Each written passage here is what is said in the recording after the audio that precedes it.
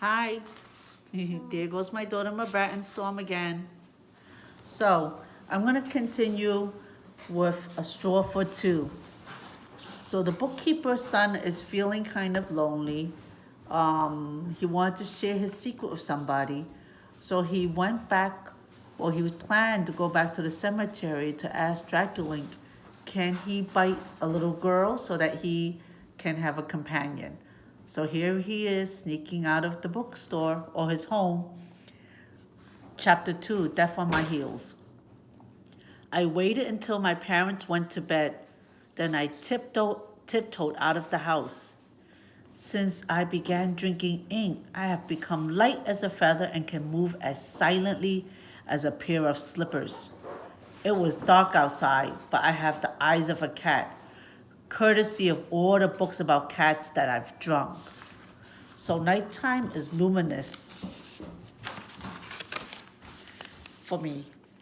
It's as if the stars were lighting up the sky like thousands of flashlights. Straight to the cemetery I went with my teeth clenched. What a crazy place it is. By day, the gravestones are just monuments decorated with religious symbols and flowers. At night, they squeak and turn into frightening shadows. I said to myself, "You're an ink drinker, no harm can come to you." But I didn't believe a word. Gingerly, I went down the stairs of Dracula's monument. The steps were very slippery. At the bottom, I knocked on the wall, since there was no door. I didn't want to enter without warning. I had done that once, on the memorable day when everything started and Dracula got angry. No answer. "Anybody here?" I whispered.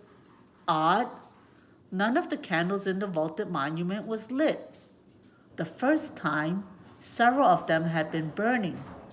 Stepping forward like a blind person, I stretched my arms out. In front of me, maybe Dracula was taking a walk or sleeping soundly. Just in case, I brought a flashlight with me. I turned it on. The ink drinker's casket was still in the same spot, but it was empty.